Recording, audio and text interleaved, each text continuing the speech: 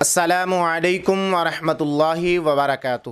آج کا ہمارا ٹاپک ہے کہ اگر وضو میں ایک غلطی ہو جائے تو اس غلطی کی وجہ سے بندے کا نہ ہی وضو ہوتا ہے اور نہ ہی اس وضو کے ساتھ جو عبادت کی جائے وہ قبول ہوتی ہے۔ تو وضو میں کون سی ایسی چیز ہوتی ہے یا وضو میں کون سی ایسی غلطی ہوتی ہے جو سرزد ہو جائے تو اس بندے کا وضو نہیں ہوتا؟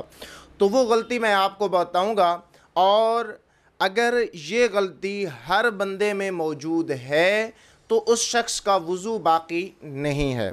اور وہ غلطی یہ ہے کہ اللہ تبارک و تعالی نے کلام مجید کے اندر نماز کے لیے وضو کو فرض قرار دیا ہوا ہے کہ اگر آپ نماز کا ارادہ کرو تو اس کے لیے آپ نے وضو کرنا ہے۔ اب اللہ تبارک و تعالی نے پھر وضو کے 4 فرائض کو بیان فرمایا ہے۔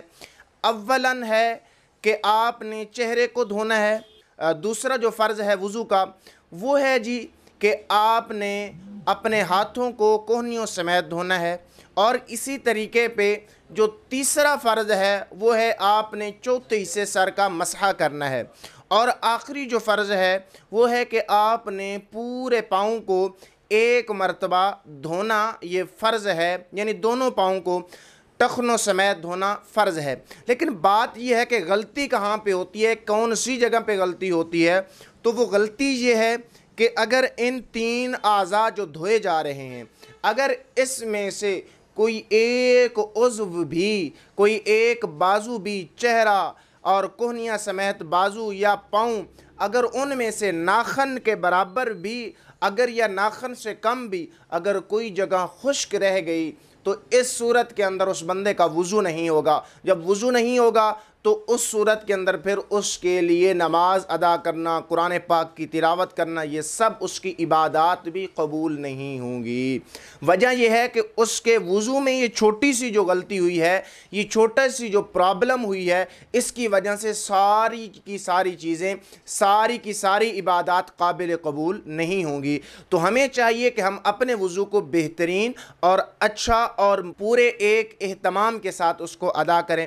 ایسا نہ ہو کہ ہم ویسے ہی بے احتیاطی کے اندر اور بے تدبری کے اندر ہم یہ کام کریں۔